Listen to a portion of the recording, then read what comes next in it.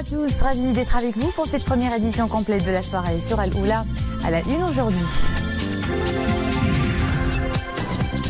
Le programme de développement des provinces du Sud au centre d'une réunion du comité de pilotage hier à Rabat. Les participants y ont salué un bilan d'état positif et ont identifié les projets inscrits pour la future étape.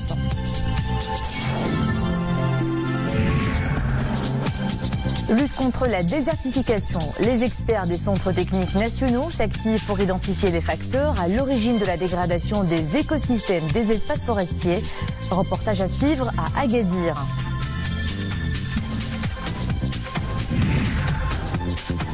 Le Centre national de référence de la grippe étend ses espaces. Des travaux d'extension et de renouvellement des équipements biomédicaux sont lancés pour un coût de 1,7 million de dirhams. Objectif, renforcer les capacités du centre à gérer un flux important en cas de syndrome.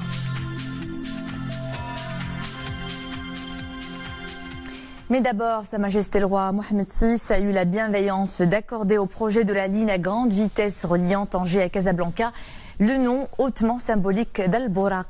Al-Bouraq, nom de la fantastique monture ailée, évoque la rapidité et le voyage. Facilement mémorisable, il traduit le sens et les valeurs culturellement fortes portées par un projet ambitieux et colossal qui fait aujourd'hui la fierté nationale, souligne l'ONCF dans un communiqué. Le train Al-Bouraq, porteur de modernité, de progrès, d'innovation, est à l'image de notre pays tourné résolument vers la construction d'un avenir meilleur, ajoute la même source. Notons que c'est dans ce sens et dans une démarche inclusive que l'ONCF lance un concours pour la conception du logo du train à grande vitesse Al-Bouraq, ouvert à toute personne créative, pouvant et désirant apporter son empreinte à un projet fait par et pour les Marocains. L'ONCF relève que les personnes intéressées trouveront à partir du 16 juillet toutes les informations nécessaires sur les modalités de participation et le règlement du concours via le site institutionnel www.oncf.ma. Le site dédié au concours www.alboraq.co.ma et les pages officielles de l'ONCF sur les réseaux sociaux. La date limite de dépôt des propositions du logo Al-Bouraq est fixée au 31 juillet, souligne encore l'Office qui précise que l'exploitation effective du projet de la ligne à grande vitesse Tanger-Casablanca est prévue avant fin 2018, après la mise en service technique le 19 juin dernier et à l'issue de la phase de préexploitation. Un conseil de gouvernement s'est tenu ce matin sous la présidence de Sadil Atmani. À l'ouverture de cette réunion hebdomadaire, le chef du gouvernement a appelé les autorités publiques à prendre les précautions nécessaires en vue d'assurer le confort et la sécurité des estivants durant les vacances d'été qui connaissent un trafic et une mobilité remarquables entre les différentes régions côtières ou montagneuses et bien d'autres. Le Conseil a par la suite examiné un exposé du ministre de l'Éducation nationale, de la formation professionnelle, de l'enseignement supérieur et de la recherche scientifique sur le programme national de généralisation et de développement de l'enseignement primaire. Au programme également l'adoption d'un projet de loi relatif à la réforme des centres régionaux d'investissement et la création des commissions régionales unifiées d'investissement. Et puis le Conseil a adopté l'accord cadre de coopération dans le domaine de l'énergie entre le Maroc et la République du Congo, signé à Brazzaville en avril dernier.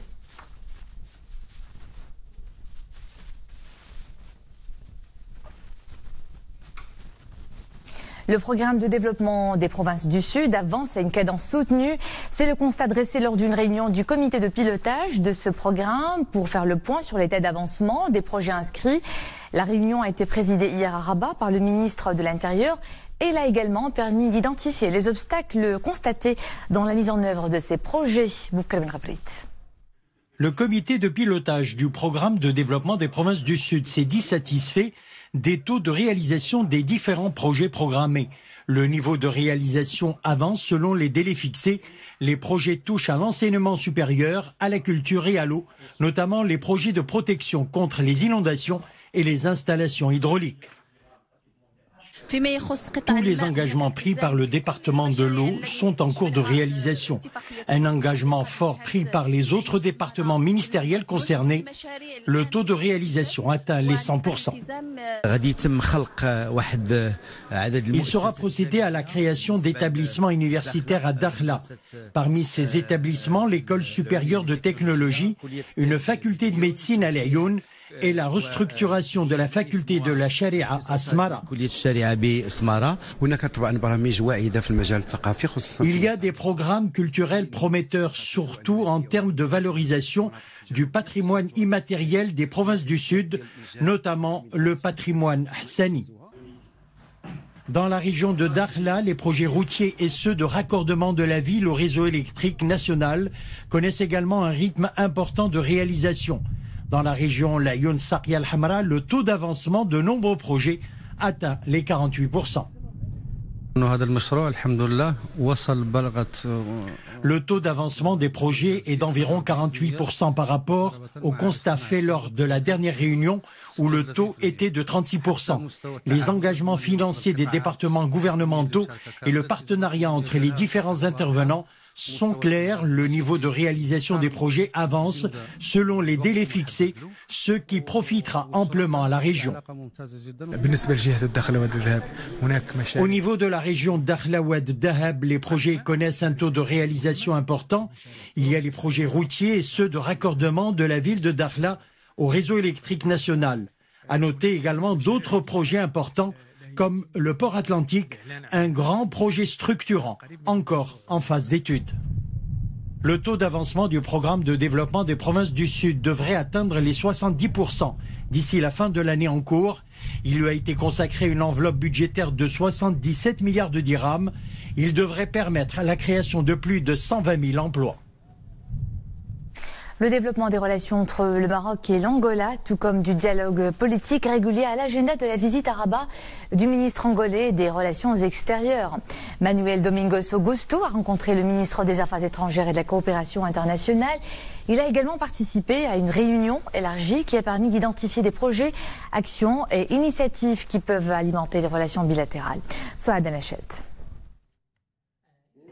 Des relations historiques solides, des liens fondés sur le respect et la solidarité et un immense potentiel à exploiter. Autant d'atouts sur lesquels le Maroc et l'Angola, deux grandes nations du continent, souhaitent capitaliser. En droite ligne de la volonté des deux chefs d'État, Rabat et Luanda s'attellent à développer des relations fortes, un dialogue politique régulier et des relations de coopération économique consolidées et fructueuses. Nous sommes en train de, conformément aux orientations des deux chefs d'État, de construire ces mécanismes et d'identifier les actions, d'encourager d'autres acteurs, que ce soit des départements sectoriels ou le secteur privé, à contribuer à cette relance des relations bilatérales. On a déjà en Angola des entreprises, des compagnies marocaines qui travaillent là, comme les groupes Sahara, les assurances, qui sont déjà bien établis en Angola. Mais on veut plus, parce qu'on sait qu'il y a un grand potentiel, soit pour l'investissement marocain en Angola, mais aussi l'investissement angolais au Maroc. Il y a des domaines où le Maroc, c'est déjà un leader au niveau mondial même, comme c'est le tourisme, par exemple, et où l'Angola veut beaucoup apprendre parce que on a un bon potentiel. L'Angola souhaite ainsi, dans le cadre d'un partenariat gagnant-gagnant, promouvoir les investissements publics et privés entre les deux pays à travers des actions sectorielles concrètes et pérennes. Les secteurs bancaires et des assurances et le tourisme, sans oublier la coopération universitaire. Le Maroc a consacré des bourses aux étudiants angolais qui poursuivent leurs études dans les universités et instituts marocains. La vigilance du Royaume face au terrorisme ne faiblit pas. Le Bureau central d'investigation judiciaire a démantelé une cellule présumée terroriste composée de 7 extrémistes partisans de Daesh, âgés entre 22 et 32 ans et s'activant entre Zaouiat Chir ou Letaïma et Marrakech. Un communiqué du ministère de l'Intérieur indique que les premières investigations ont révélé que les suspects s'activent dans la propagande au profit de Daesh à travers des compagnies faisant l'apologie des actes barbares de ce groupe terroriste, en parallèle à leur adhésion au recrutement et à l'embrigadement de jeunes dans le but de planifier des attaques attaques terroristes portant atteinte à la sécurité et à la stabilité du royaume à l'instigation d'un des dirigeants de Daesh. Certains membres de cette cellule étaient en relation avec des éléments de la cellule terroriste partisan de Daesh démantelée en octobre 2017 à Fès. Cette nouvelle opération a permis la saisie d'appareils électroniques divers, d'armes blanches et de câbles électriques, en plus de communiqués émis par Daesh et certaines de ses branches. Cap sur Noissal où les projets de raccordement à l'eau potable et au réseau de l'assainissement liquide s'apprêtent à voir le jour. Des projets INDH au profit de plusieurs douars de la province. Nous en saurons plus dans ce reportage de Sarah Katir. C'est dans le cadre de l'initiative nationale de développement humain que des douars entiers de la province de Noissal seront raccordés à l'eau potable et au réseau d'assainissement liquide. Des milliers de foyers sont concernés par cette opération.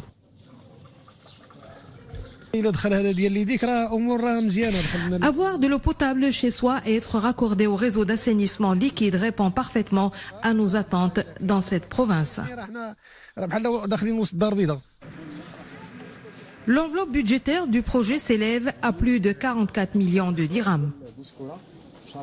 C'est un projet qui vise à raccorder une population de 1300 foyers en eau potable et en assainissement. Et ce projet aura un impact bien sûr positif sur la population, un impact multidimensionnel, que ce soit sur le plan sanitaire, sur le plan économique et également sur le plan social. L'alimentation en eau potable changera le quotidien des habitants de ces douars qui peinaient jusque-là pour s'approvisionner en eau potable. À présent, cet avis vous intéresse si vous comptez passer du côté de l'autoroute Rabat-Casablanca ce soir. Eh bien, la circulation sera suspendue cette nuit de minuit à 4 heures du matin dans les deux sens sur le tronçon autoroutier entre l'échangeur Temara et l'échangeur Ain Atiq en raison des travaux de pose d'une passerelle pour piétons. Vous pouvez donc quitter l'autoroute au niveau de l'échangeur de Temara et emprunter la route nationale numéro 1, puis rejoindre l'autoroute au niveau de l'échangeur Ain Atiq. Et puis, si vous empruntez l'autoroute dans le sens Casa vers Rabat, vous devez quitter l'autoroute au niveau de l'échangeur de Ain Atiq, toujours sur la route nationale numéro 1, avant de rejoindre l'autoroute au niveau de l'échangeur de Temara. Nous ouvrons cette page environnement par un phénomène qui menace les espaces forestiers, la désertification et la dégradation des écosystèmes. Pour y remédier, le Haut Commissariat aux eaux et forêts a mis en place 2 centres techniques au niveau national, dont un à Agadir, plus exactement dans la forêt d'Amskroud, où les experts effectuent régulièrement des visites de terrain. Reportage Hijb Tamek, commentaire Nisrine Ozdar. Caroubier, olivier sauvage, arganier, la forêt d'Amskroud est connue pour la diversité de ses espèces naturelles. Pour préserver cette biodiversité justement, les unités du Centre technique du suivi de la désertification sont fortement mobilisées. Elles organisent régulièrement des visites de terrain et collectionnent les premiers millimètres du sol afin de les analyser. Nous commençons par définir les particularités de la terre et du couvert végétal. Nous remplissons ensuite des formulaires qui nous permettent de faire un bon suivi. La surexploitation des sols, le surpâturage, la coupe des arbres pour le bois de chauffage, autant de facteurs humains qui accélèrent la dégradation de la forêt d'Amskroud. Ici, la lutte contre la désertification va bon train, même les habitants sont impliqués. Des enquêtes sont menées en collaboration avec les habitants de la région pour avoir une idée sur la manière dont ils gèrent l'espace forestier. L'objectif est d'agir efficacement pour une meilleure protection des ressources naturelles, notamment l'arganier.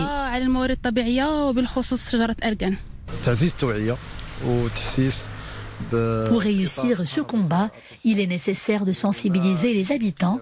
Nous avons d'ailleurs lancé un important projet portant sur la gestion durable des terres avec la participation de la population locale. مشروع يهم التدبير المستدام للأراضي وكانت فيه الساكنة حاضرة بقوة. Dans la région Souss-Massa, la superficie forestière s'étale sur plus d'1 million d'hectares. La région est soumise à un climat aride à semi-aride. Y maintenir l'équilibre biologique et favoriser la régénération naturelle est un défi majeur pour le Haut Commissariat des eaux et forêts et à la lutte contre la désertification. Le Centre national de référence de la grippe étend ses espaces. Des travaux d'extension et de renouvellement des équipements biomédicaux sont lancés. Un coût de 1,7 million de dirhams pour renforcer les capacités du centre à gérer un flux important en cas de syndrome grippaux ou d'infection respiratoire aiguë. Reportage arabe à Amin Sharqawi, Nesri El-Hamdawi. Au sein de l'Institut national d'hygiène à Rabat se trouve le Centre national de la grippe et des virus respiratoires. Un centre de référence reconnu par l'OMS. Depuis sa création en 1993, le centre n'a cessé d'apporter un appui scientifique et technique au programme de surveillance de la grippe. Après extension, ces laboratoires arborent aujourd'hui un nouveau visage.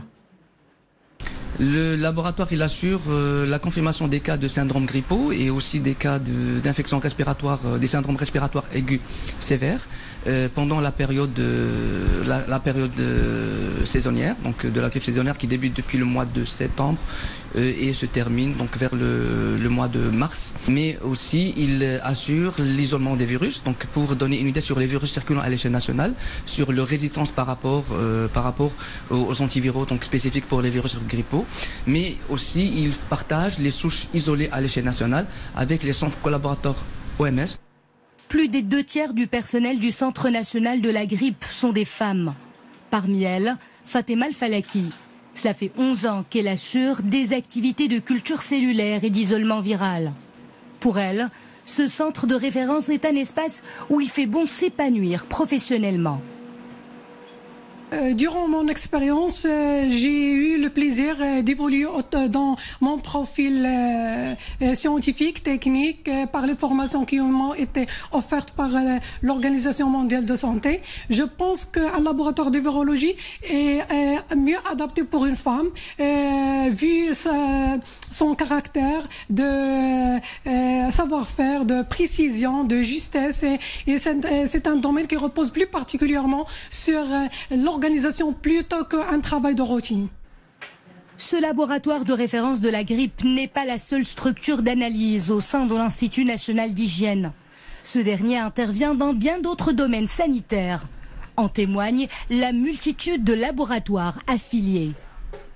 Nous avons 10 laboratoires qui ont une référence nationale, comme le laboratoire de lutte contre la tuberculose, le laboratoire de lutte contre le sida, les infections sexuellement transmissibles, le laboratoire contre le paludisme.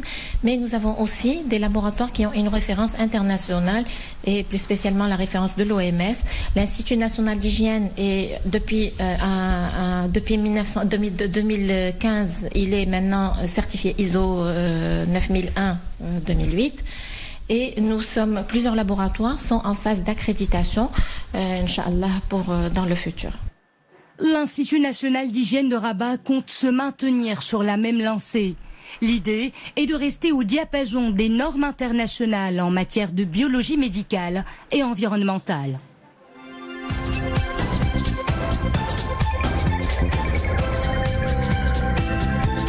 À la une de l'actualité étrangère, au deuxième jour du sommet de l'OTAN à Bruxelles, marqué par des frictions entre Donald Trump et ses alliés, les dirigeants ont tenu à souligner les avancées qui en résultent.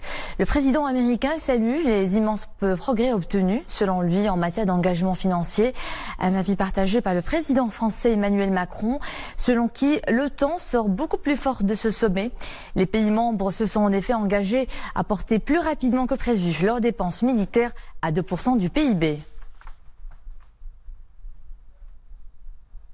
Le ton ne cesse de monter entre Israël et la Syrie. Des tirs de missiles israéliens ont touché hier plusieurs positions de l'armée dans le sud-ouest de la Syrie, sans pour autant faire de victimes.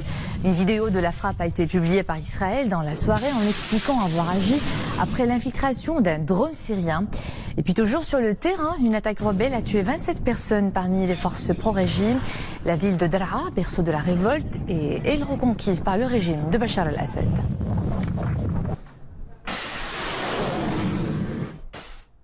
Le bilan des victimes des inondations et glissements de terrain s'alourdit au Japon, 200 morts et des dizaines de disparus. Le Premier ministre Shinzo Abe a ordonné à la cellule de crise mise sur pied d'agir au plus vite pour les sinistrés. Le lourd bilan, encore provisoire, de la plus grave catastrophe météorologique depuis 82 soulève la question des méthodes d'évaluation du danger, a reconnu le gouvernement, fortement critiqué par l'opposition pour sa gestion de crise jugée tardive.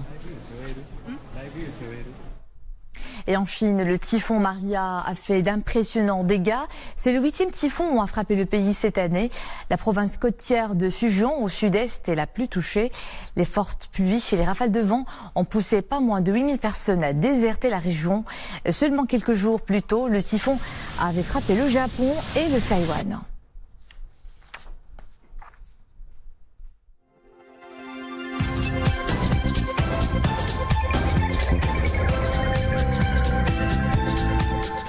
Pour une saison estivale au goût de ses hôtes, les plages mobilisent des bénévoles pour sensibiliser à la propreté de ces espaces. C'est le cas à la plage Znata où de jeunes acteurs associatifs seront mobilisés pendant 2 mois pour la bonne cause. Sarah Katir. Des volontaires munis de sacs en plastique sillonnent la plage de Znata tous les jours, et ce afin de nettoyer cette plage des ordures laissées par les estivants. Une opération qui aura des retombées directes sur l'environnement et sur la propreté de cette plage. Jusqu'à la fin du mois prochain, on procédera quotidiennement au nettoyage de cette plage de Znata, et ce, afin de la garder propre. Les jeunes bénévoles vont aussi à la rencontre des estivants pour les sensibiliser à la propreté de la plage. C'est une bonne initiative, mais les estivants doivent aussi nous aider pour garder cette plage propre. La plage est notre espace commun ensemble, alors préservons-la pour notre bien à tous. Quelques gestes simples, couplés au nettoyage régulier de la plage, permettent de profiter de plages propres et préservées, et aussi de préserver le littoral. Et c'était le mot de fin de cette édition. Merci à vous de nous suivre. L'info est de retour à 21h avec Mohamed Reda Lavidi. Au plaisir de vous retrouver demain.